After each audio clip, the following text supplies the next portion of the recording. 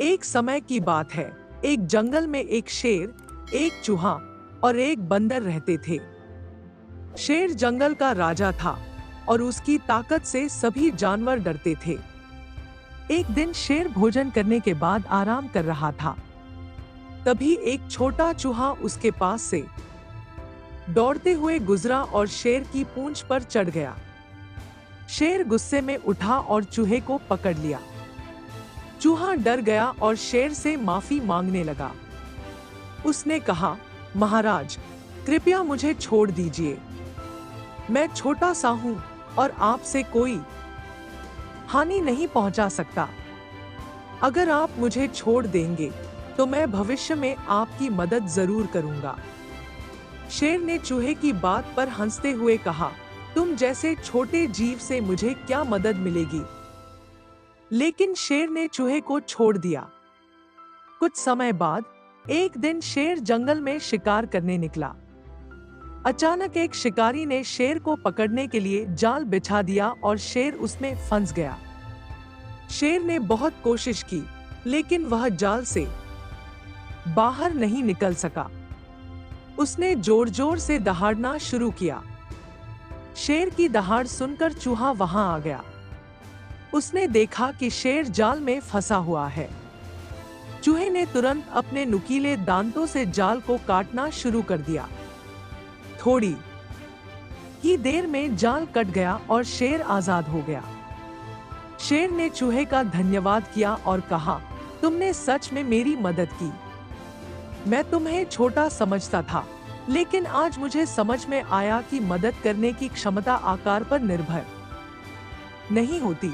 वहीं एक बंदर पेड़ पर बैठा यह सब देख रहा था।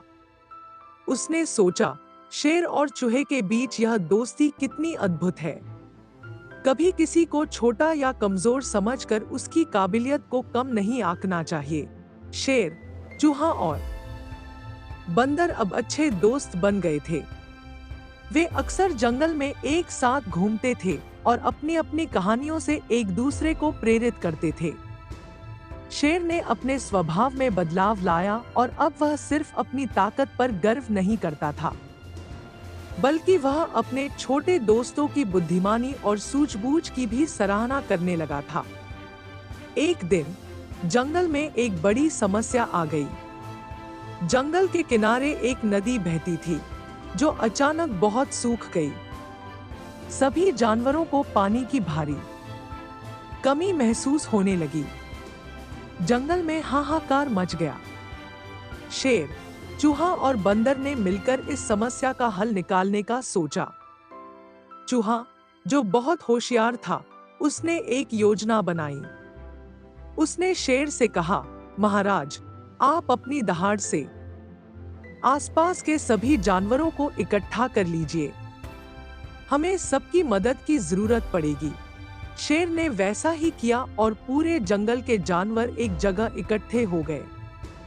चूहे ने फिर बंदर से कहा, तुम बहुत फुर्तीले हो, पेड़ों पर चढ़ सकते हो और दूर दूर तक देख सकते हो। तुम सबसे ऊंचे पेड़ पर चढ़ो और देखो कि कहीं पास में कोई और नदी है या कोई और स्रोत जिससे हम पानी ला सकें। बंदर ने भी वैसा ही किया और उसने जंगल के दूसरी तरफ एक बड़ा तालाब देखा, जिसमें बहुत सारा पानी था। अब समस्या यह थी कि तालाब बहुत दूर था और सारे जानवर वहां तक नहीं जा सकते थे। तब चूहे ने सुझाव दिया, हम सब मिलकर एक नहर खोद सकते हैं, जो तालाब से पानी को इस सूखी हुई नदी तक ले आएगी। शेर ने अपने बड़े बड़े पंजों से मिट्टी खोदने का काम शुरू किया। बंदर ने पेड़ों से सूखी लकड़ियां और बेलें इकट्ठी की और सभी जानवरों ने मिलकर काम किया। छोटे छोटे चूहे और अन्य जानवर मिट्टी और पत्थरों को हटाते गए। सबने मिलकर कई दिनों तक मेहनत की और अंत में नहर बनकर तैयार हो गई। जल्द ही तालाब से पानी बहकर उस सूखी नदी में पहुंच गया और पूरे जंगल में पानी फिर से बहने लगा। जंगल के सारे जानवर खुश हो गए।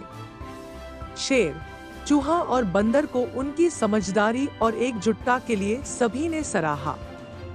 इस तरह से शेर, चूहा और बंदर ने मिलकर अपने पूरे जंगल को बचा लिया। अब वे और भी अच्छे दोस्त बन गए थे और उनके बीच का संबंध और भी मजबूत हो गया था। इस कहानी से हमें कई महत्वपूर्ण सीखें मिलती हैं कि कभी भी किसी को उसके आकार या ताकत के आधार पर नहीं आंकना चाहिए। हर किसी में कुछ न कुछ खास होता है। एकता और समझदारी से बड़ी समस्या का हल निकाला जा सकता है। हर किसी का योगदान महत्वपूर्ण होता है, चाहे वह बड़ा हो या छोटा। एकता की ताकत। जब हम मिलकर काम करते हैं तो किसी भी समस्या का हल निकाल सकते हैं। चाहे काम कितना भी बड़ा या मुश्किल क्यों न हो, अगर सभी मिलकर सहयोग करें तो उसे आसानी से पूरा किया जा सकता है। किसी को कम न आके। किसी भी व्यक्ति या जीव की क्षमता को उसके आकार या ताकत के आधार पर नहीं आंकना चाहिए। हर किसी में कुछ न कुछ विशेष होता है और हर कोई किसी न किसी तरीके से मदद कर सकता है। समझदारी और सूझबूझ। समस्या का समाधान निकालने के लिए सिर्फ ताकत की जरूरत नहीं होती, बल्कि समझदारी और सूझबूझ भी जरूरी होती है। चूहे और बंदर ने अपनी समझदारी का इस्तेमाल करके पूरे जंगल को बचाने में मदद की। नेतृत्व और सहयोग। शेर ने अपनी ताकत का सही इस्तेमाल किया और सभी को एकजुट करके नेतृत्व किया, लेकिन साथ ही उसने अपने छोटे दोस्तों की बातों को भी समझा और उनके सुझावों पर अमल किया। इससे यह भी सीखने को मिलता है कि एक सच्चा नेता वह होता है जो सभी की बातों को सुने और समझे।